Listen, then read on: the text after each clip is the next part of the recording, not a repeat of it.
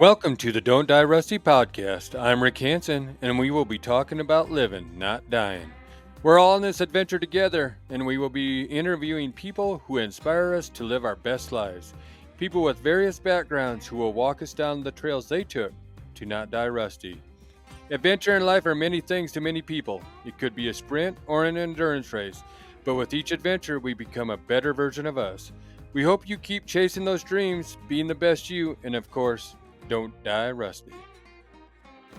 Well, Don't Die Rusty fans, we are here with the special episode called Between the Two Ricks. And I'm here. This is going to be a special episode for me because I should also say that I have my host here, Ricky Bruley, and I have my orthopedic doctor, surgeon, Dr. Ray Jensen. Hello. And someday, I hate to say this, I really do hate to say this, but someday these knees are going to have to be replaced. Possibly. Mm-hmm. And you're the one that want to do it. Sounds good. Because here's the deal. I trust getting to know you. Because here's another funny thing to the Don't Die Rusty Nation is the first time I met you was on top of Crow Peak when I was doing my 100. Yep. And it was just happenstance. I said, and you said you were from Utah, and we talked a little bit up there, and then it's gotta go. You know what I mean? Mm-hmm. And that was interesting because I didn't know who you were, and then Jesse Kurtenbach started talking about you, and then I saw you again somewhere else, and then it was just good. And then now you start working on my knees. Yeah. Yeah, I've been here for about 8 years. So. You have? Yeah. Where'd you go before that? So I was in training. So I had training, basically all over the U.S., Ohio, St. Louis was where I spent most of my time. And then I came from actually Albuquerque, New Mexico, where I did my fellowship down there. And that was in sports medicine. So they came right here. And truthfully, I thought I'd be here for about 3, maybe 2 years and kind of get my feet under me. And I really have enjoyed it. Yeah, it's a great place to live. There's so many good people here that need to be active and need my services. So I'm still here. I really don't want to be a come to South Dakota or Spearfish, South Dakota person, but it is a great community to live in. Very active. Yeah, it's getting crowded though, so don't take my word for it. Yeah. Exactly. But it's funny because I've talked to people actually from Minnesota that have came here, not Ricky, but they said they come to Spearfish and they say this is such a different community than where I come from because everybody seems to be active. Right. Very active. And that's where we met because we were both being active and climbing mountains. Yeah. And so the first topic I'd like to talk about is we're here at Total Archery Challenge, and it is fun to shoot with you because yesterday we talked to Mel that you shot with today. She's an adult onset hunter, a female, independent, and you're getting into bow hunting, and you get to go shoot with us, and you see that you learn things, but we're having fun. Oh, yeah, it was great. Yeah, I probably learned more today than I have in all the hours shooting in my backyard. So, yeah, it's great. And you guys were so gracious to have me and teach me because, truthfully, I don't really know what I'm doing. So, well, we all started that way. Yeah. Mm-hmm. I started forward, from exactly. all the people that taught us. And it's fun. I Isn't love it? Teaching. Well, it's the little things, really. Yeah. Like the little things like that. I mean, you guys could just tell right off. And, like, by the end of the 25 targets, I was feeling pretty. I was actually a little too confident on that short one, but yeah, it was a good time. But that's what archery is, and that's what Total Archery Challenge makes you. Is it sets your mindset that you have to be confident, right? Because if you aren't confident, you aren't going to hit the target as well, or you aren't going to hit the target at all. Yeah. If you're trying to not miss, and I was impressed. This is totally honest. And Dr. Jensen shot, that was a mountain goat, wasn't it? At 127? Yep. Yeah. And the first shot you missed. I missed the first time. But I missed too. Yeah. And I didn't shoot a second time. You shot a second time and you hit it. I wanted to hit it, yeah. I thought I could, and I just barely missed it. Ricky was helping me set up my sight, and I kind of had to guess a little bit. And I could see right where my arrow went, and I was like, I think I can hit it the next time, and I did, yeah, barely, but I still got it. You got it. Yeah. And the other fun thing about coming down the mountain like we do is instead of having rifles, and I go off on this tangent every time probably, but instead of having rifles, we get to talk back and forth amongst everybody. Yeah. And everybody has you have a question, Mel has a question, we have a question, we're asking you. And that's what draws everything together. It kind of weaves everything in. It's not, you're learning archery, we're learning we're learning photography from Damon, we're learning in Matt, and we're just, it's just one of those things that we get to talk about and you go, I didn't think about that. Very enjoyable. Lots of different people, like different ways of life. I mean, Mel lives in St. Martin's, or something. Yeah. So. And then we got Minnesota, we have South Dakota, we have just people from all over. Colorado, we got. Yeah. So, but that was an enjoyable shoot time, and I was lucky to get together with you and that you came up and shot with us. So. But I kind of want to get now into what you do for your living. What I do. And we've discussed this because we get to that was the longest time coming down the mountain that I think I've done, but we get to do this stuff, and I get to thinking about where my life I want to go, and then I start thinking about other people's lives, and you replace knees. What other things do you do? So I live in South Dakota. Yeah. So I mean it's a smaller community, and so I tend to really just if you need something, then I try to, if I can do it, or if you want to travel, you can travel too. But I replace hips, I replace knees. I think my main operation that I do is I'm shoulder trained, so I do shoulder replacements and shoulder arthroscopy. And a lot of sports injuries. So, I do everything. I've tried to specialize a little bit. Some of the areas, some people can do other things better than me, so I let them do that. Yeah. Well, you've certainly made my wife feel better. Yeah. When we were talking about that earlier, like she hasn't complained about her shoulder in, I can't remember last time. She complains about me, but she doesn't complain about her shoulder. That's good. But I see when you do this stuff, like when you get to the older person, I mean, when we start getting old and wore out and you start helping us, and I'm saying I'm an old person, but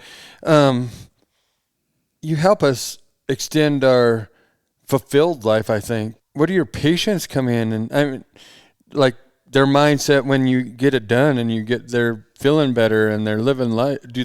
Are they happier? Or? Oh yeah. I mean, that's what drives me. I mean, that's why I do so many surgeries. That's why I work so hard. That's why I train, I study, I do all that stuff because it's very rewarding. Even you saying your wife's doing good. I mean, I can make a 127-yard shot. That makes me feel good. But knowing the fact that your wife feels better is what kind of drives me. But I see two populations really, and I treat two things. And to simplify it, it's kind of like I see people that are maybe worn out, maybe a little rusty, versus people that are hurt or broken, right? So if you tear your rotator cuff, you tear your ACL, you tear yourself up, you break your bone, you break your leg, you fall off the chairlift, whatever, I can fix that. But then, some people that have lived a hard life, have an injury, have something like that their joints are worn out. That's when the replacements come into play. To say, we can't fix it with conventional stuff. We tried injection. We try the little stuff, the easy stuff, and then when you can't do it, you got to replace the joints, and that joint's worn out essentially. Yeah.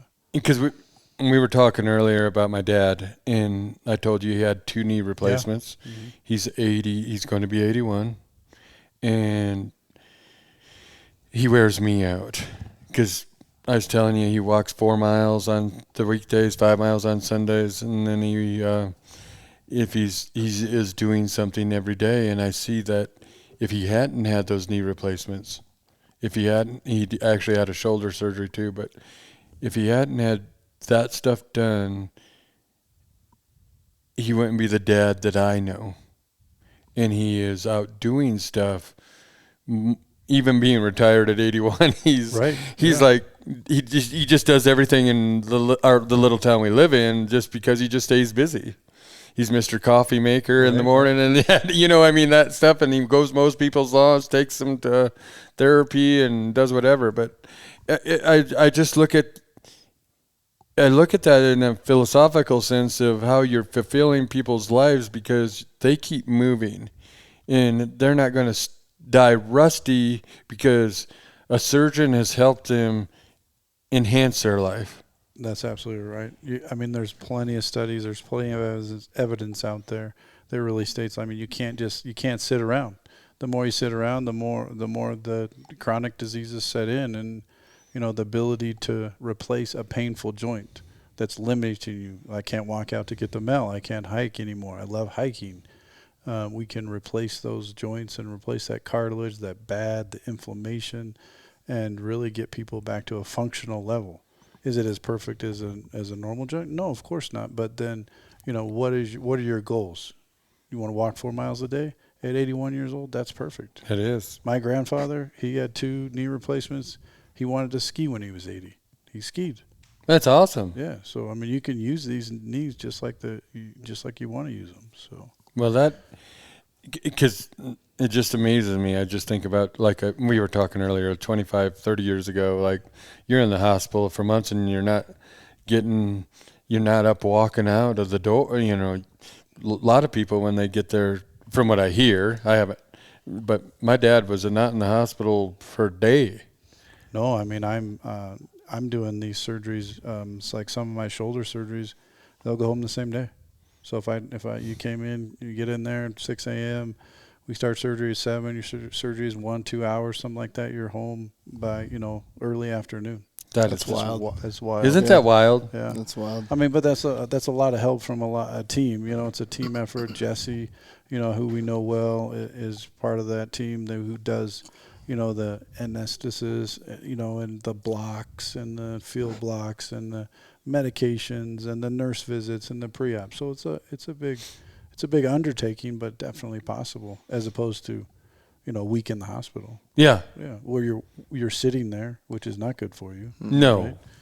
So. Because it's amazing how people used to just lay there instead of be mobile. Right. Mm-hmm. And now you've learned, we've learned to be mobile. Yeah. The tricks that we have to our disposal really enable that success rate, and the success rates are going up, but also the numbers are going up too, because people are more and more active and getting hurt more and more. But I'm curious about the materials that are used in those replacements. Is it like carbon fiber, titanium, combination of both? Am I way off base? No, you're absolutely right. It's most of the there's different joints, right? Mm-hmm. So there's knees, hips, shoulders. There's even ankle replacements, elbow replacements, wrist, all kinds. Which I don't know those. I don't do those little ones. But the major joints, you're looking at titanium. Cobalt chrome is probably the more common one. Okay. And then they have polyethylene, which is basically a fancy word for plastic. Yep. In between those two surfaces. Mm-hmm. Yeah. So.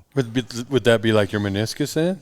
I'd say a knee. It could. That plastic. It's that poly that's between the two metal pieces. Yeah. That makes it. So really it's a cycling thing. So the wear rates have to be 20, 30 years, which is millions and millions of cycles. Oh. So they do high molecular weight, and it gets even. It's the technology. I'm not that old. I haven't been doing it for maybe a decade and a half or whatnot. But they've changed substantially. Yeah. Just technology. Yeah. Ricky knows, and most everybody knows on this podcast, that I'm technologically inept, but I love learning about it. Yeah. Well, we're using now. I think we're 3 or 4. Sorry, my time frames are usually off, but 5 years we're using robotics. That's amazing. To do the surgeries, which is really, benefiting, having that reproducibility to say, yep, we can get your knee straight, we can get it balanced, and we can get all that stuff with real lifetime data that says, what that is. Well, that's just very interesting. It just mind boggles me, but we talk about.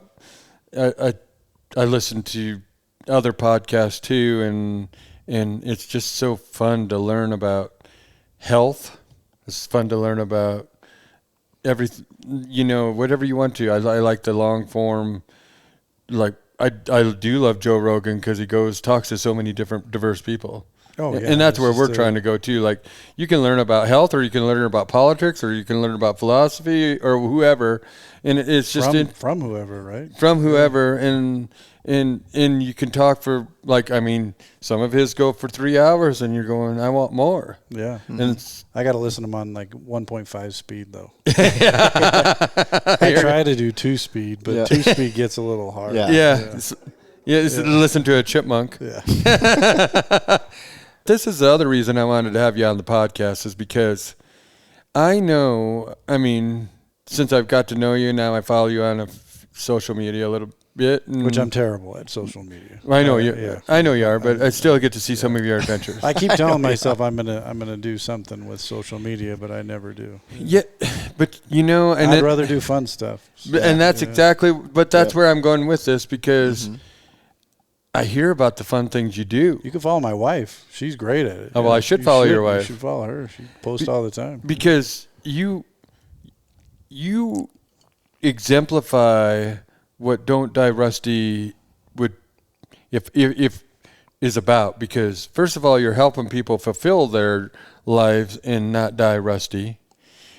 And do you squirt WD-40 in it? I'm just kidding. Yeah, that's what you're doing. We got some stuff like that, though. Right. That's your next option. That's going to be your next option for your knees. Yeah. But you're helping people fulfill their lives, but you're also fulfilling your life, because I love you're going on adventures and you're seeing life, and I think. Here's the deal. I worked on a ranch. I grew up on a ranch in central South Dakota. I worked on a ranch, and there was a time, I wouldn't say that I wanted more, we'll just say. And I know the feeling. And first of all, I went to Australia all by myself. Nice. I worked on a ranch over there, but it was an agriculture exchange, so I got to go see things too. But my point about this is going and doing things in fulfilling your life, and not letting life take your dreams. You're fulfilling your dreams of chasing these things, of going on adventures. We talked about you took your family on a safari in Africa. Yeah.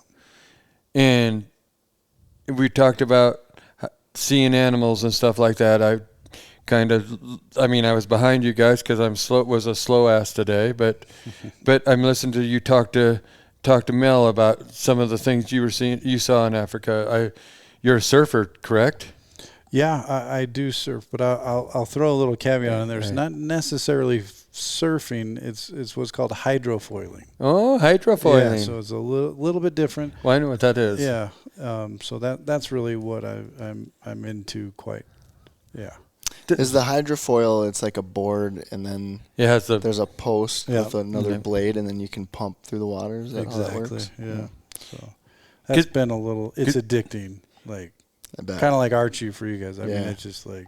But Gabby Reese's husband? Yeah, that's where I met Laird and Gabby. Well, I think it's been like 2018, however long that is ago. Yeah.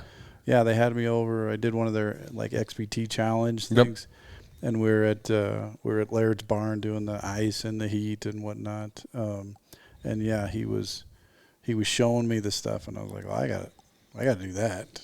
And so yeah, I've been doing it ever since. What is that? 6 years? Yeah, that's amazing. Because I followed Gabby and Laird too. Oh yeah. And because it was funny because I listened to the Joe Rogan podcast that Gabby was on. He said, Yep. you need to go do a podcast. And then she started doing podcasts. And Yeah, it was actually we were actually talking about it, just sitting at dinner, and she was like doing her first episodes back in 2018, I think it was. and she is awesome. She is probably, yeah, she's one of the better podcasts. She just really has a talent to interview someone and be able to extract the right information from them. She does. And then that's where I actually learned some of the XPT stuff, because listening to her podcast too. So I didn't know you did the XVT stuff. No, I didn't do it. Oh yeah. But I learned about it. I just a little information. I didn't put that on there, but I am an XPT certified coach. Oh, you are? Yeah. So I went down and trained with PJ, who runs the place, and Mark, and I got a certificate. I haven't used it. But Yeah. But yeah, I got the ice bath at my house. You can come over anytime. Well, that would be awesome. We got the sauna and the ice bath. That's like by far the best longevity hack that I think I do. So what is the XPT? Is it like a cold immersion and then something like that? I don't know. Or You wanna answer that, Rick? You might know better. Well, I just thought it was a cold immersion, and then you were in the sauna, and then you did exercises underwater too. It's almost like an exercise program. It's their brand. Mm-hmm. Garrett, Laird, and Gabby have a brand, so they have an app, and it's actually great.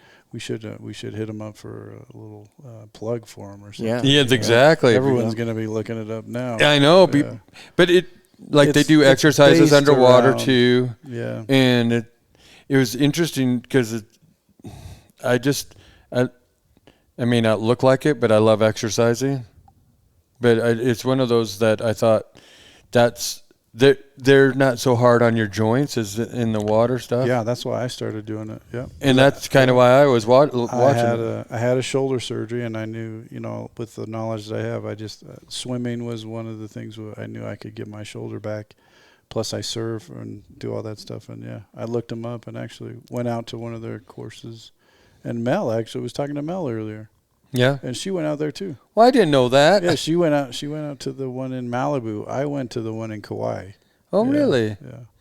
Because they have two houses, one in Malibu and one in Kauai, and they go back and forth. Yeah. Okay. And it's interesting, because Laird Hamilton was one of the first really big name big wave surfers. Yeah, he's a big wave surfer, and he pushes things to extreme, and that's where really where I got a lot of my a little bit of inspiration. Because he always said, "Don't be a liability," right? You got to be out there. If we're hiking up at Terry Peak and doing an archery challenge, you want to be able to do that stuff. Yeah, and I really started. I know we're talking, but it was funny because he was in Outside Magazine. I used to subscribe to Outside Magazine. That's where I got to know years ago. And that's Laird they had some stuff about Laird on his surfing stuff. And then I don't remember the guy in Mavericks that he was a Hawaiian that got caught under the water and drowned there. Can't think of his name, but it was just bad deal. Here's the deal though. I grew up in central South Dakota. And I went to Australia, all right. Mm-hmm. I landed in Sydney, and I had a 10-hour layover. I think it was 10 or 8-hour layover in Sydney, and I was flying to Perth. Okay. Okay. And we're sitting there because I really haven't got into Australia yet because I haven't went through customs because I haven't got where I need to go because I have another flight. And I'm sitting in there, and I'm looking up the gate, and this guy just had his surfboard chomped on in the Great Barrier Reef, and then he got ate up by the shark. Oh. And I'm thinking, I saw Jaws once. And I didn't want to be in the water, but it was fun. It was interesting, though, because I did try to go out and surf later. I did go do other things, but I feel if I can see land, I could swim there, but I'm a terrible dog paddler. Yeah. But it's interesting though that you're out there. Do you think about sharks? So funny story. So 2 weeks ago, I was in San Diego, and I took my son out, and we were foiling with some of the tow guys, so they got some jet skis. But My wife was a little nervous because that's like 2 days earlier was that shark attack right there. It was like 2 or 3 beaches over at Del Mar, I think they were saying, which was earlier this month. So, I thought about it the whole way, but once you get out there surfing, you don't think about it. Yeah. Because you're too busy. Yeah. Because now I can't even think of Murray. I can't think of it. It was south of Mandurah actually, but they used to have a big surfing competition there, and they had to shut it down one time because the sharks were right there. But it was one of the funny things because I would go out and do the boogie board and thing, but I was out I was all by myself one afternoon, and I was sitting on the beach, and it was fun.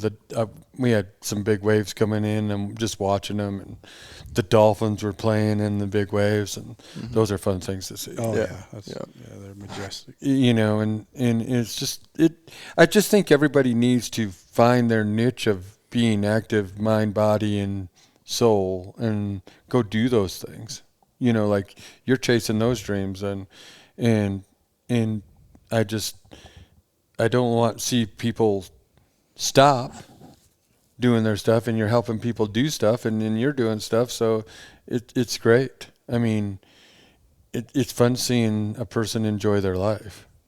Well, I think that's what it's about, right? 100%. I mean, you want to be able to sleep at night and wake up the next day and do something fun. I mean, I think that's why people go to work, and you don't want that limitation. And I feel very blessed that I can take part of so many people's life in just whether it's an injection, whether it's just a thought of, hey, try this exercise or a knee brace or whatever, to get you so you don't think about that joint or shoulder or whatever it is, so that you can do the thing without thinking about it. Just like the sharks, just like we talked about. You want to be able to do it without thinking about it so you can enjoy it. Exactly. You really want to be in the moment. Yeah. You want to be in that flow state. Yeah. And I think that's where real happiness comes, is when you just are in the situation that you're in. I believe that too. Yeah. I mean, when you don't have to think about things, you're just doing. Yeah. And I really, it is an amazing feeling when you get in that flow state too. Yeah. Oh, that's why I love surgery so much. Yeah. I mean, I do a lot of fun things, and we've talked about some of those fun things that I do. But when you're in surgery, I mean, I can be in surgery and just be so focused on that, on that patient, on that procedure, on, getting that person better. You can just, all of a sudden you're done with the case and you don't even remember. That's one of my, that's most enjoyable things to do. Yeah. And it's funny because then I got to do the paperwork, and then it ruins everything. Of course. But and here's another reason I like it, is because we did a podcast, and I was telling them about, I didn't say your name, but I was telling them about my knees, and they said you have an honest doctor. I said, well, that makes me. He said that's very cool that you have an honest doctor talking about my knees. Pat McCurry. It was Pat McCurry. Yeah, because Pat McCurry's a endurance athlete coach. Okay. Yeah. And now he's the head coach of Boise State. Oh, really? He's a head cross country and track coach. Yeah. Oh, nice. Yeah. So I'm guessing he probably sees a lot of these injuries or a lot of this deterioration in the joints, and probably knows a little bit about it. Yeah, the overuse. The track athletes are notorious for just, you gotta take care of yourself. Recovery. That's what this Gabby talks about all the time, is just recovery. That's why you do the saunas, the ice baths, the rest days, but they're not real rest days. You're still moving, but some of these endurance athletes just go. They do. Yeah. But it's addicting, right? It's like some of these. I was talking to a runner the other day, and I think running is not so much a physical activity as it is a mental activity. You just want to go, and but again, they're in that flow state, right? They're just running, so whatever worry, whatever problem that they have in life sometimes can go away, which is good, but it's also not good. Yeah, depends on how you look at it. Yeah, because then right after that, he hooked us up with Emily Hawgood. She's a top 5 in the world for endurance athletes. Yeah. Actually, she's running the Western States in a couple of weeks, or is it next week? I don't remember, but yeah, they're amazing athletes. they are amazing athletes. But and it's just interesting how they. I mean, she's tiny too and running, but she has a smile on her face, and we talked about that stuff, But and then Pat, I was telling him about my knees, like I said, and I said, we're trying to not do surgery at the moment until you really, really need to, and he said, like I said, I know I'm repeating myself, but it's like, you're lucky you have an honest doctor that's not trying to just do these things to get you out of their system. Mm-hmm. Oh yeah, no, you know what I mean. I appreciate that. No, I think or just like moving you forward onto something that maybe you don't quite need just yet. You know what I mean? Just doing what's necessary to alleviate some of the pain and talking about the exercise, the XPT, the other stuff. Like, I want to go as far as I can. I'm not on any medication. I take an ibuprofen for my knees every once in a while, here and there. That's not bad. But I'm not on any other medication. I try to. I mean, you see, I'm trying. I'm going to. The last 2 weeks have sucked for eating habits. Yeah, but life happens. But life happens, and here's the other thing I think about is, you live life too, but I can make up for that in a later, like next week I can start making up for it again. Yeah. Mm-hmm. I clean myself out and get moving on and do the right thing. And that's where I want to go with my health and my body is I know when I feel bad. I don't know. I had now I can't even remember him. Tony Hinken. Did you know Tony Hinken? I don't know that name. Yeah. I might. He was a chiropractor in town, and he died. Yeah, I know Tony. Yeah. Yeah, and it makes me feel good that, I mean, before he died, and I was going to him, he'd say, when you need to come and see me. You make those decisions. He wasn't that chiropractor that says you need to come back here and here and here. Oh yeah. Mm-hmm. And he knows, like, when I was elk hunting, and I'd come back and you're packing out an elk for a day, and I'm usually by myself, and your lower back starts hurting, and he'd say, I'd come in and get it just adjusted a little bit, and it's better. Yeah, get you realigned. Get me realigned. Lot of weight to carry out. But he said, your body, and I think a lot of people these days don't know their body. Some people do, some people don't. Well, that's very insightful. I've had a lot of conversations about this, and my take on that is some people don't know how it feels to feel good. Mm. We've been brought up in a society with bad food, bad behaviors, cars, whatever. They don't really know what it's like to feel good.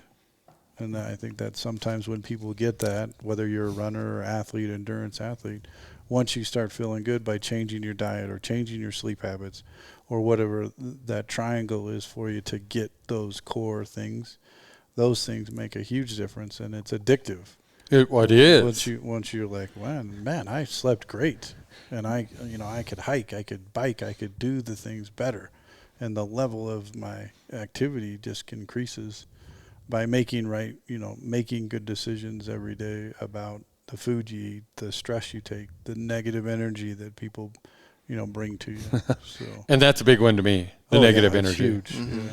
Well, I think it's discounted. Oh, yeah. I mean, I'm an orthopedic surgeon, but I think people don't talk about that at all because it's not a proven. You can't research it, but and that's where I said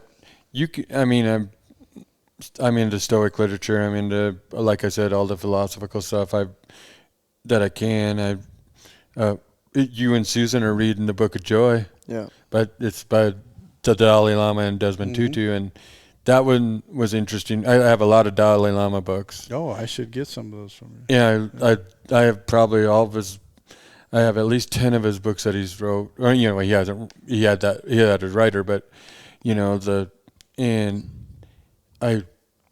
I'm not a Buddhist because I kill things to hunt, but I mean I believe in bettering myself. Yeah. And that's where that comes from, and in health and body and mind. But you choose how your day is going to go. You can wake up in a bad mood, or you can wake up in a good mood. And you can throw that bad mood out. Like most mornings, I get up and go for that walk. That if I had something in my head when I was like a bad dream or whatever, I go for my walk in the morning. I'm breathing the fresh air. I don't get the sunlight. That's a huge thing. First morning light and activities and clearing, like a meditation. It is, because your mind is clear.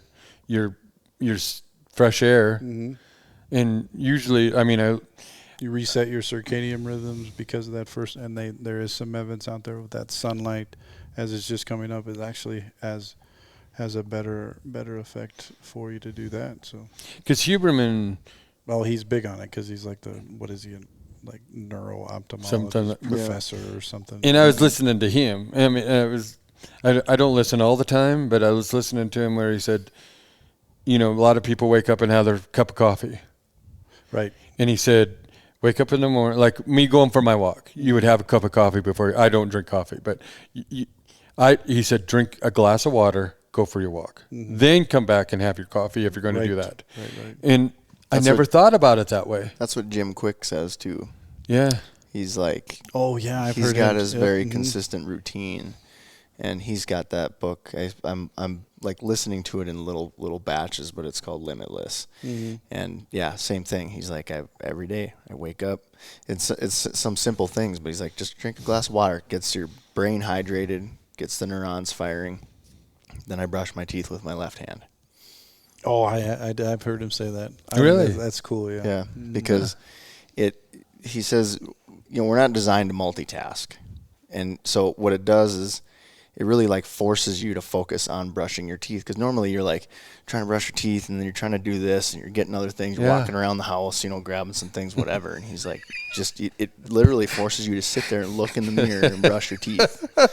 And it focuses, and it's kind of like a reset, you know what I mean? So you're not starting your day off like just frantically trying to do 10 things at once.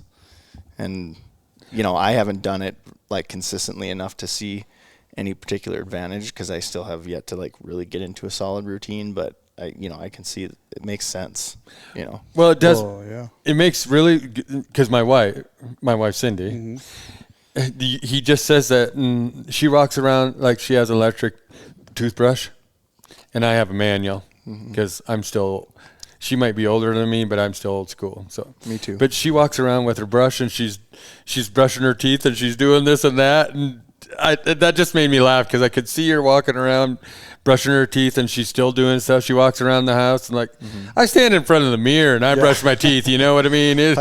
I'm a male. I can only do one or two things at a time. Yeah.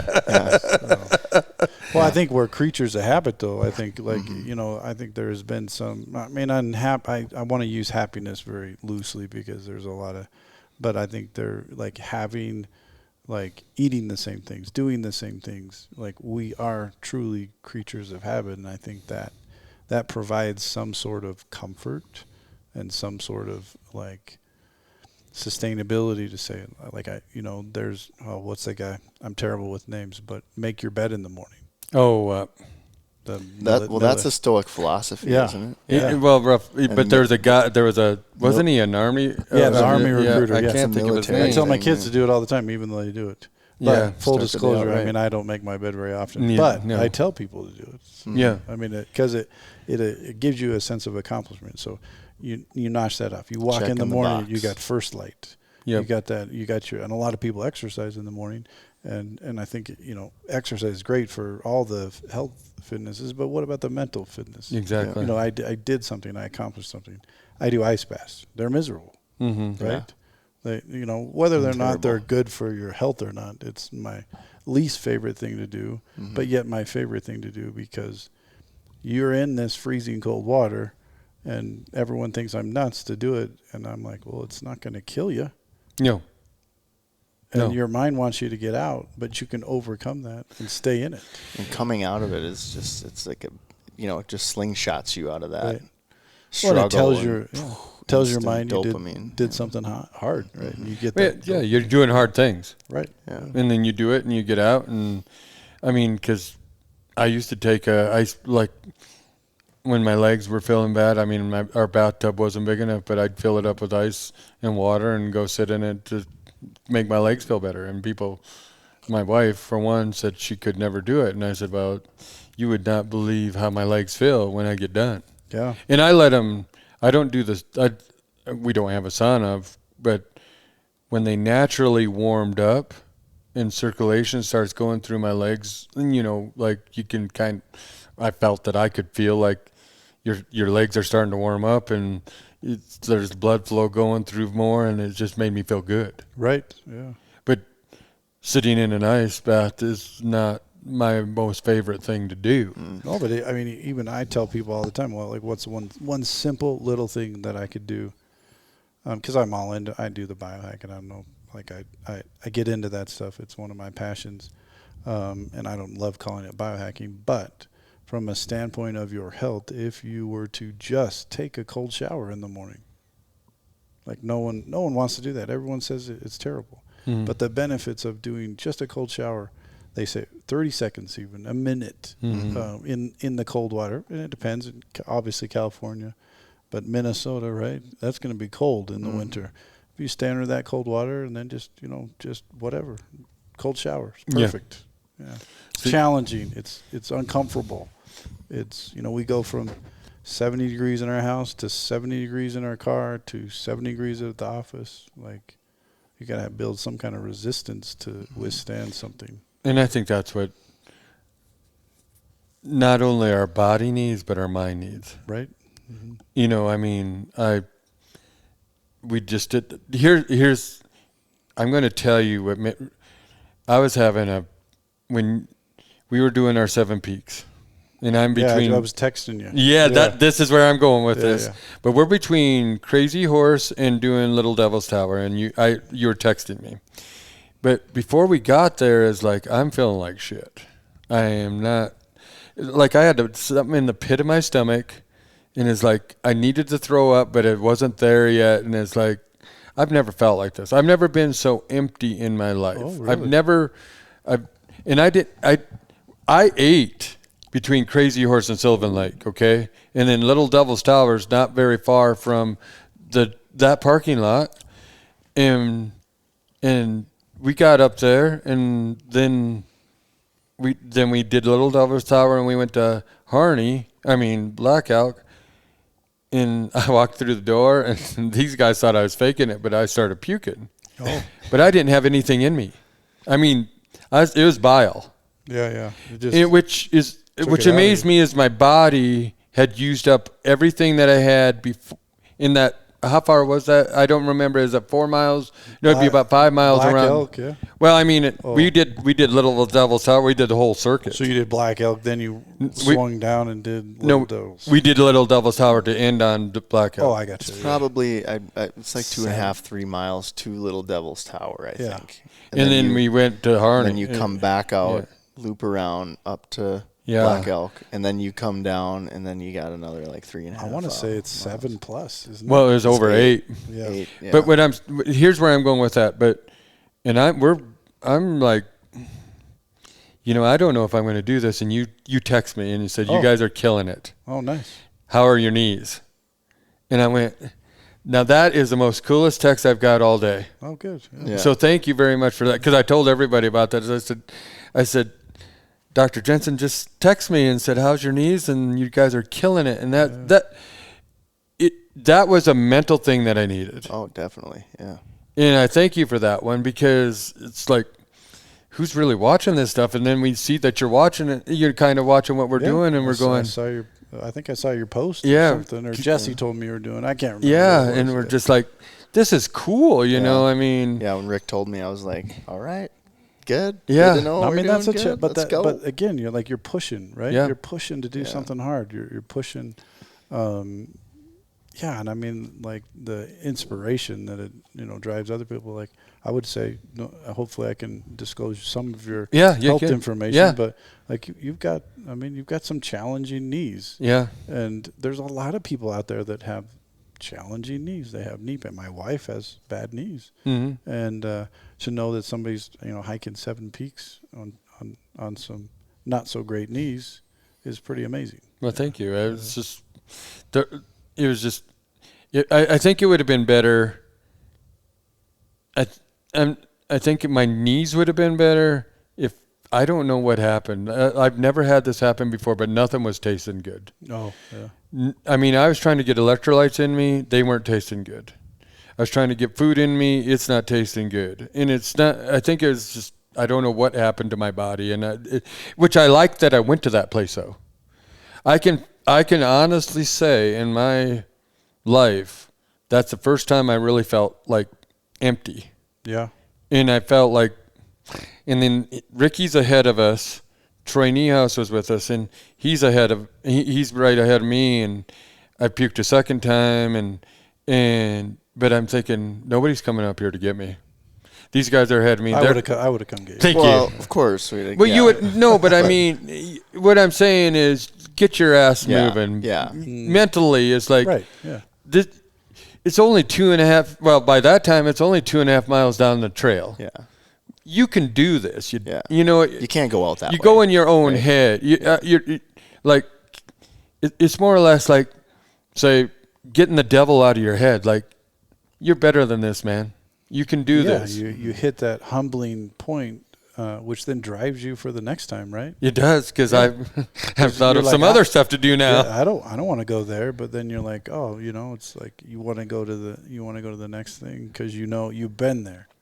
Yep, and you can get there. And I passed it up. And you can get there. And like I said, it's like I don't know what, and I have Cindy's there. She's driving us, and there's other people that have texted us a few things. But for you to see that, and it's like it was at the perfect timing. I don't know if it was all right then. Yeah. You know what I mean? But it was like, just move, you dumb. You keep moving. Because when we talked about earlier, like, my body doesn't feel good. If I took 2 days off, we'll say, you binge watched Yellowstone or whatever, you know what I mean. If you stayed in the house, if we'll just say it's a snowstorm and you can't go anywhere, and you can't be active except for maybe waiting for the snow to get done so you can go scoop snow or whatever. If I'm not active, I start feeling crappy.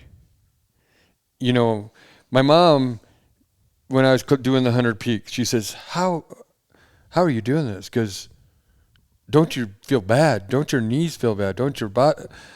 If I didn't do it, because I was trying to do it every third day, if not, like one day I did it 3 times in a row because I kind of got backed up because we did other things. But if I wasn't doing it, I was feeling crappy because my body wasn't moving and my mind wasn't clear. And Cindy now says, you go climb that mountain because it's helping your body and mind.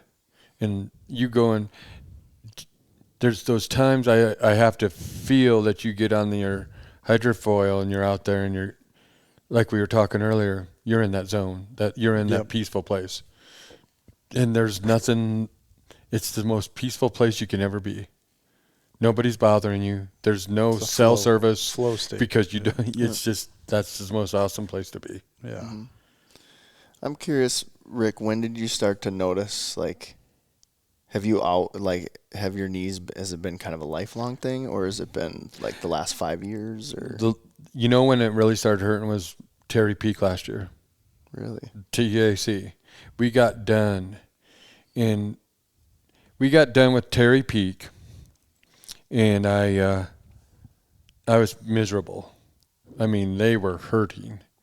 And I was putting this off because I'm not, this should say something to you too, but I just don't like going to doctors. I hate dentists worse. But that's good to hear. I hate dentists. I'm winning. Yeah. because I'd rather have you. I don't know. I hate dentists. But here's the deal. So my knees are feeling bad, and I finally decide I have to go to the doctor. And thank you, and you saw me and stuff like that. And it was a good experience, and to know that I knew you. I mean, it truly makes me happy that I met you on the mountain, and we don't know each other from Adam when we were up on top. And I bet we talked for 20 minutes or half hour up there, maybe, Yeah, if my wife was there, she probably talked. She was there, yeah. And we're talking about you. She's more of a talker than me, yeah. Yeah, but I got to know you, and here's the deal. Now I don't feel so apprehensive going to see a doctor. That's good. Like if I went and had my knee like there are people that I know that are very apprehensive of being asleep, and like I trust that Jesse would put me to sleep. I don't trust going to sleep's not the bad part. It's the waking up that's the important part. But some people are afraid to go to sleep. They are, yeah. And or not to wake up. They're afraid that they're not going to wake up. Yep. Here's what I'd be afraid of. Like I'd wake up looking like Charlie Chaplin or something. Somebody put something on me. And I'm just kidding. But I'm saying if I ever need to have that surgery, I trust you in that I have no worries. I appreciate that. That means a lot. Because we were talking yesterday to Mel. I said, here's the deal. You go through life, and everybody's having these. Everybody is kind of like, we'll say dramatic. We'll say your life is dramatic, and you this and that until you find your peace. I mean, some people have these little things that go on in their lives, and they don't know their purpose, we'll say. Yeah, they have their own bubble. They have their own bubble, and they're worried. But right now, with the people that I know and the people that are surround me, and I hope that people out there themselves find these people that help them find peace and purpose. But I said this yesterday, I probably said it before, but I could die tomorrow at peace. Not that I don't want to go do more things, but I have more. I'm peaceful inside. Like I know that I could trust you. I can trust Ricky. I can trust like Jesse. I can trust these. I have these people that I trust. So there's not worry in my life. I'm not worrying about anything really. I'm not worried about anything in the aspect of, I'm not saying that you don't have worries. I'm just saying that we get past those things. We don't have to make mountains out of molehills in some situations. But most of that is like the mountain and the molehill to me is like, you have a bad day. It doesn't mean that the whole month or the whole week's going to be bad. We're getting to good.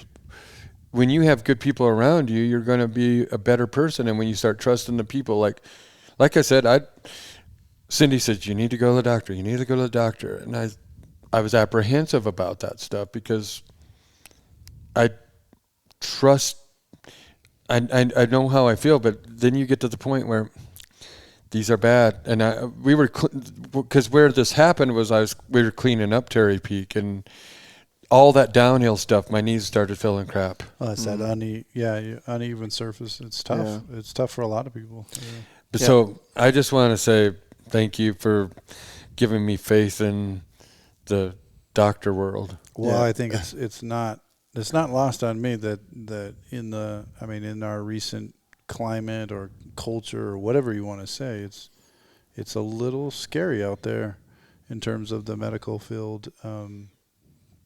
There's money. Yep. Yeah. There's always, follow money. There's can I say this on this podcast without getting canceled? But no. The COVID issues, I think, our healthcare system may have not handled that the best. Right. So I hope I can say that. You can edit that. You can edit that out, maybe. I don't. That's what. We really dropped the ball on it. Because who were we? Absolutely. It was in conversation today, I think it was. Well, it was conversation when I got back before you guys did, because my right knee was just killing me, but I was talking to somebody else about here's what we lost with kids, because we were talking about repping, like people, even though you graduated with a business degree, and we were talking about like reps down here at the show, and if you wanted to be a rep, and like kids these days don't know how to have conversations because of COVID. Face to face. Because it's texting you. They don't even want to talk on the phone.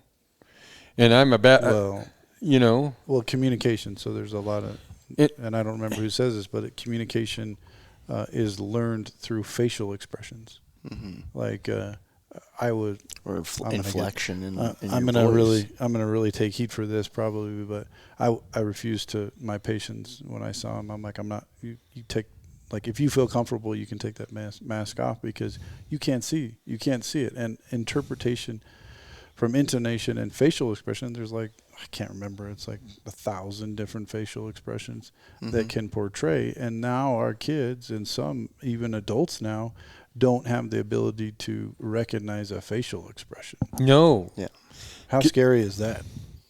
Yeah. It's because, like, I mean, the facial expression, like, I'll tell my wife, she says, how you doing? I'm doing all right. But she says that she sees that facial expression like, yeah, right. You aren't doing all right. We both know. You know me. Exactly. And in kids these days, it's like they can't pick up on it. No. Yeah.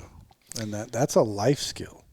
It is. That's a one that, will they be able to learn it? I don't know. But, I'm hoping. I better get off this subject. Yeah, I hear you. Yeah. I want to go back to, I like that conversation, and I do too. Would like to. We talked a little bit about that yesterday, and it's controversial, whatever. Those sort of things don't concern me. I think I would think that the general sentiment about COVID is it was one major disaster. That's the way I feel, at least the people in my world. Yeah. You know what I mean? But to go back, I want to go back to the original question, because I'm kind of curious about, in knowing when it was onset for you, because I'm curious about how much time do I have before I wear out, you know what I mean, or before I start to wear out. Because, like, so Doc and Rick, if you don't mind him disclosing some information about your knees, but is the wear and tear on your joints and things like that, is it possible to be like genetically predisposed to something like that if it's something that maybe runs in the family, or is it more just straight up just wear and tear, and depending on like your lifestyle or maybe some things that you do in life? This is a very good question. I get this all the time, because a guy like you, you're young, you're fit, and yet you're still worried about your knees wearing out, which I would argue that you shouldn't be. Right. Like, I mean, I do a lot of knee replacement, I do a lot of shoulder replacement, but I know a lot of people that don't have any of that stuff. Right. So, I think, again, though, that mentality of staying active and being active to help with your eating the right food, sleeping, handling your stress, all that stuff is going to help your whole body. Taking a cold shower in the morning, which your knee, like I don't plan to get knee replacements. I might need a shoulder replacement because of an injury, right? So it's all, most of what I see is like, listen, something bad happened. I wrecked skiing and dislocated my shoulder. Well, there's a lot of damage to that internal cartilage, the tendons and all that around your shoulder. So I'm predisposed to having issues with the shoulders. Right. And Rick, I don't remember what, you had arthritis and genetics. It sounds like your dad has. Me and my mom, some genetic predisposition. And so I think there is some evidence to that. If I can speak freely, I mean, I think there's a lot of we term it as inflammaging. If you've ever heard of that, some people are kind of referring to that as the level of inflammation in your body tends to cause some kind of damage to your joints, we think. And so if you can reduce the inflammation in your body, you then could potentially reduce your risk of having a knee replacement. Okay. Yeah, because that kind of brings me down a whole rabbit hole of, because I was probably, maybe almost a decade ago, but now I listened to a podcast it was a Rogan podcast with Mark Sisson. And he used to be. I do his Primal Kitchen stuff. Primal. Yeah. Yeah, Primal. Collagen. Yep. Every morning, I have the glass in my truck right now. Yeah, so I always just found it amazing. And it's so hard to get out, because the carb stuff, right? Breads and all, it's just really, really good. But what was interesting to me is when he was talking about how, as an endurance athlete, they used to do a lot of carb loading. And that carb loading creates that inflammation that systemic inflammation in your body. And so he had arthritis in a lot of his joints. Right, yeah. And then when he started to clean that up, it went away and actually started altering his mitochondrial DNA. And, we won't go down that rabbit hole, but that's a good rabbit hole. Yeah. That stuff blows my mind, and just to understand that. And then, because when I was growing up, I was a skateboarder, snowboarder, and I'm a little bit flat-footed too. Yeah. And so that had an effect on my knees and on my lower back. And as a, 14, 15, 16-year-old, I was going to the chiropractor like twice a week. Oh, that's a lot. Yeah. Yeah. Because my lower back was really hurting, and I didn't really understand why. And then my my advanced biology teacher was like, well, you probably don't have a good arch in your foot. And that's affecting your knees and your lower back. And so then went in and got that checked out, and then I got arches to get put in my shoes, and that helped things a little bit. But ultimately, I noticed the big difference when I met my wife, and she's an amazing cook. She cooks really good food, and so I've never eaten so good, in my, not that I ate like total trash, but I eat much more. I eat better now than I used to. Right. You know what I mean? And so I've noticed a lot of that kind of stuff go away. Well, I think like my take on it is pretty simple, and I'm with you. My wife is an amazing cook, and just having the food available is amazing. But you look at the ingredients in food, right? Mm-hmm. So we're in a society that is really run by the food companies, and so to make. Boy, I'm really in a rabbit hole, aren't I? We're good. I'm sorry. We're good. But this is where we would like to go. The ingredients in the food, if you don't recognize that ingredients, when you look at the label, it's probably not that great for you. It's probably causing some kind of inflammation because your body can't recognize it, the whatever. I mean, the words that you can't pronounce. No, exactly. Yeah. It's going into your body because it has to keep that food good on a shelf. Mm-hmm. So the people that – sorry, I'm a little bit crazy about this. So it's great. The people that are making money from the food, that food has to stay on the shelf, and then it has to sell. So they have to have lots of ingredients that aren't good for us as a population to eat that food, and so then that causes the inflammation.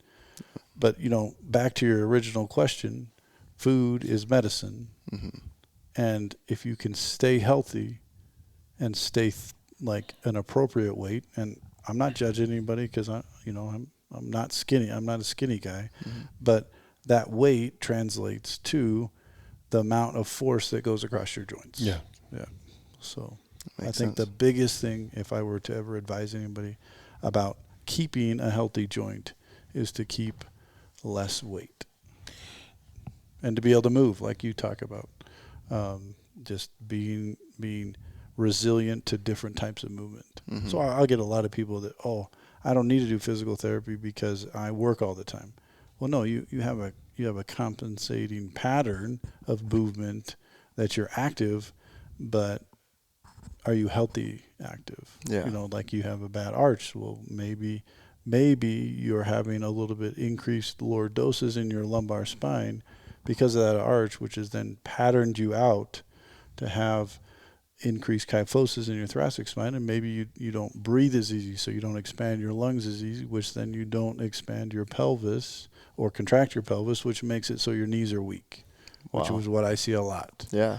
And Wow. this is into the weeds, and I apologize if it's No, over the top. This is great. This is over what you're the here top for. for people, What but that's like, This is you what know, you're it's here for. always like it's always, you know, the little things. Because if here's like we go off everywhere we want to go to, because we could go like, I mean, I could have a thought that our food sources are ran by pharmaceutical companies so they can keep on making money. So they make money twice. Right. I could go in that direction. Yeah. It's just, it's so confusing. And really, you know, I would love to talk about it, but I don't think it, like, we don't have a solution for it. No. And so keep talking about the problem is really hard. But we here have solutions for it, because here's what I'm saying. The world doesn't have a solution for it, but we're hunters.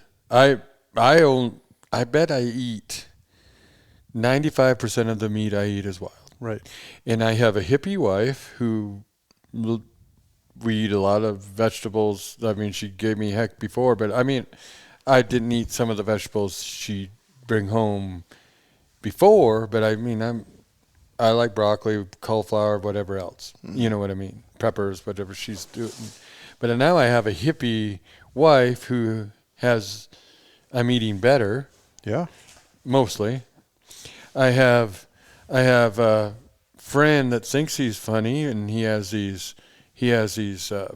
creamies, he calls them, with protein, and that makes me want to go get ice cream. Oh, I didn't know he was up here. But I mean, it's hard. It's hard though. It right? is hard. It's It is hard. hard. And so I always like, without a doubt. you know, people just like you asked that question. People ask me all the time. For whatever reason, I guess I'm somewhat qualified. But you know, I do surgery really well. But Yeah. you know, the health stuff is as a side note. But I mean, it's hard because when people get so crazy about it, then what are you going to do? You can't be perfect all the time. We're all humans. So I just 80-20, you know? 100%. 80-20, and you'll be amazed at the change in your in what you have in your health. Just not, you know. In like, I think everybody should try something sometime. Like, I've been taking rhodiola lately, and my mental, I have not been in a bad mood much of late. It's helped my mental, and it's also helped my physical. I think. I mean, I just add that to my other stuff. Yeah. I mean, I'm not. That's kind of funny. We talk about pharmaceuticals, but I'm taking vitamins and herbs and other things like that, not natural stuff. But it's interesting because I think that anything that can be roughly natural. Well, we were talking about Gabby Reese and Laird. They have their own greens and they have their own stuff coming out. Great stuff. You know, that stuff too. But whatever we can do to improve our lives, but I think you should try to be the best you can be, but I don't think you should have to, if you want to live and have an ice cream, you can go do that. It should be about enjoyment. And enjoyment your life. You know, but if you can't eat ice cream every day. No. Why not? Here's my deal. Scratch that, because I do eat ice cream. That's my one vice. That's where I was going with that. I think I've probably seen you at Leon several times. Yeah. But you know, if that's going to be what you're doing, then you've got to compensate it somewhere else. 100%. And like, I don't drink. I mean, it's funny because my stepson's getting married in Labor Day weekend. Oh, nice. And my wife says, you have the honor of driving them to, after the wedding, you're going to drive them wherever they're staying. Because they know that I'm the only one that's not going to be drinking. You know what I mean? But yeah. I don't. Alcohol. My mom never really drank, and my dad didn't drink, and I don't really. I mean, I made up for it in college a little bit here and there. But what I'm saying is, it just doesn't appeal to me because you know that you feel good without it. And I'd love to get. Can I say that? I mean, I think the evidence behind alcohol is going to skyrocket here in the next few years. I mean, it's coming out that like it's not so hot. But the other thing is, I don't want to feel crappy in the morning because I want to go see that sunrise. Exactly. And my mood is better. My life is better because those little things that alcohol supposedly takes out of your life. I mean, you're numbing, we'll say. Yes. It's going to be there after you wake up. We could say alcohol, and I don't mean to I'm not demonizing no, alcohol. I don't want you to, like, whatever. But the way it makes you feel versus, and you could take sugar. Yeah. Sugar would be just the same way. 100%. You know? It does have consequences, just like that inflammation that, Ricky, you were talking about. Like, that's what we need to avoid is the tax to our health system, or not our, our health body and what we're able to control. And listen, there's not anything out there that is one size fits all, right? Otherwise, there'd be one. Mark Sisson's got his diet. Right.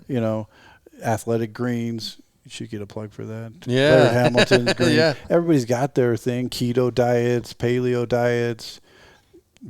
vegan diets. Everybody has their thing. And I'm like, well, if one thing worked, then we'd all be doing it. Yeah. But it doesn't. Everything works for different people. You have one diet that works for you, but you've got to be able to figure out what that diet is. And that's the key to health and longevity, is being able, and I still haven't figured it out, and I've been going to school for 28 some years. So, because I can't remember who I listened to, but it was about diet, and it was about like the Scandinavians would get all their berries and they'd eat all this stuff at that time because that's when they had it. Mm-hmm. Like, we'll say your choke chair. I don't know what, I've not been to Scandinavia, but we'll just say Northern America even. Like, that's when they ate all that stuff up. They didn't have it in the winter, so they were eating meat and whatever else they had at that time. Then you come down, but then you start going further south, you have more plants that are living. Like, you get to Central America, and everybody had a different diet.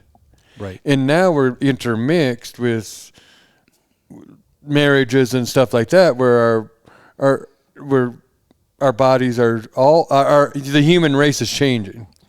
Yes. Well, and every type of food is available. Yes. That's pretty much, because you can fly it in. You can fly in a fish from wherever, or you can do this and that. And then how do you store that fish, and what kind of chemicals do you put in it? And more than anything, and I think we've talked about Gabby before, but a lot of these seed oils. Yep. That how are we cooking the food? And I think, again, with some of the stuff that I'm seeing, I think that's going to be a really important key to our health, even our joints health. Yes. Is what we're cooking and what we're eating and what is in our food that is keeping it preserved, or say what we cook it in, because of the availability. Yes. And you could go back into the oil companies and all that stuff. We can get really into the weeds. Yeah, we could. But there is some striking conspiracy that maybe that does have an effect too. And because I want to keep on doing the stuff I do till I can't move anymore, and I want to have memories for the rest of my life. And it's about being the best. I want to live a fulfilled life, but I don't want to lose out on having that Leon's ice cream. But I want to be able to live life in that aspect. But you can do that. But I can do that. Yeah, you can do that. But we can still be healthy and still enjoy. Mm-hmm. But you don't want to get into, and this is what I see sometimes too, some of the health nuts that are so crazy about it that you can't even enjoy the ice cream when you eat the ice cream. Exactly. Just enjoy it. Just say, hey, listen, I'm doing this, and I'm going to move on. Because that's my big advice. Yeah. Leon's gets that 4th of July ice cream, the red, white, and blueberry. Yeah, that's good stuff. That one is that's just, and then the raspberry comes out. But anyway. What was it? Not the last time I was here for the 7 Peaks, but the time before. We went there every day I was here. I was like, do you do this every day? No, we don't. Just I was like, no, but it's a special occasion. Yeah. Listen, if you hike, you get so 7 days of ice cream if you hike 7 Peaks. I mean, that's just how it goes. There you go. Yeah. It's so good, though. And then the granola, too, anyways. Well, I hope to have you on again. Yeah. Yeah, we could really go down some of those rabbit holes. This has been a great conversation. because this Well, is we didn't about even health. hardly talk about orthopedics. No, that's I told you about that. Yeah. So But this is about health, both physical and mental. Yeah, and so it's it's about lubing up the joints. Yes, and the mind. that includes diet, right? I have one last question for you. All right, shoot. That we do on every episode.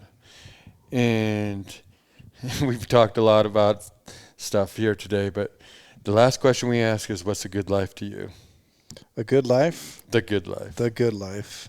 I think connections and people will come down to, when you get done with it, all the fun activities, we shot today. Yep. Archery.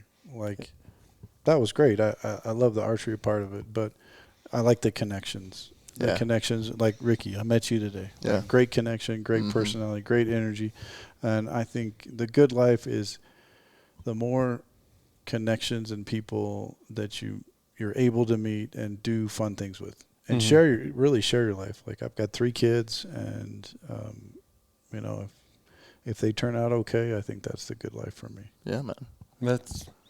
That's awesome. Far out. Do you have anything else, Ricky?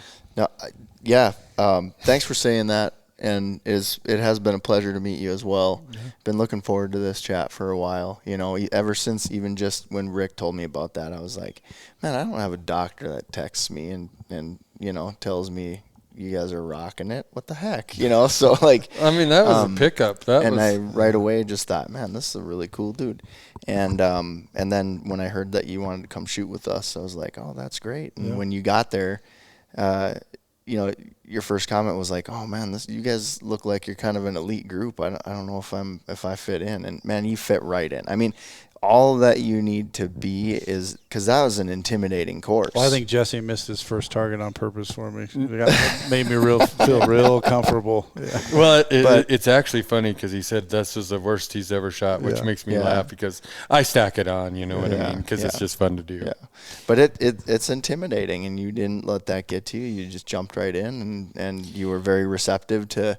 You asked a lot of questions. You were receptive to the advice that we had to give, and you heeded that advice, and it worked out in your favor. Yeah, it's a world that I don't know and I don't understand, and I think that's when we'll loop it back down to healthcare. And I think the more questions we ask, the more podcasts are available, and the more inspiration that people get to say, hey, you know what? I think, my knees are bothering me. Maybe I should go see a doctor. Mm-hmm. You might not get a text from me, but you can come see me. No, but that's But good. I mean, just being aware of like, hey, this guy's out there doing stuff and feeling good, and I don't need to live like this. I think, And the other thing, when we did the 7 Peaks, we had some people call us that are even older, like mid-60s, 70s, and they said, you know what, I can't do 7 Peaks, but I'm doing 2 miles today. Yeah. And if we can they see that they can go do that stuff too. And that makes us happy that we influence some people. And if they influence, like I said, my dad goes and does it, now other people are walking. Right. And that just, if this conversation strikes somebody and we have one person, that's all that matters to me. It's contagious. Yeah. So just thank you. Yeah. Thanks. My pleasure. Thanks for having me. Thanks for hanging out with us. Yeah, happy to do it anytime again if you want to get into some real crazy stuff. You better be prepared then, all right? Because here's the deal. You were shooting arrows today, and now you know the fletchings of not that you didn't know the fletchings of arrow, but you might have had 2 fletchings when you came in here. We might have an arrow that has 1 fletching in where you really don't know where it's going to go. Yeah, it could go anywhere. But I love those conversations. I love that we have – this is a natural conversation, and this is how I talk anyway. Yeah, we would have had this conversation in the office if you wanted to. Yeah. So, I mean, it just is, and I think that's the best way to do it. So thanks for having me on. Yeah, really appreciate it. Thanks for being on this episode of Between Two Ricks. Yeah. All right. Well, thank you, Don't Die Rusty Nation, for listening, and keep chasing your dreams. And don't die rusty. Thank you, Ricky. Have a great day, everybody.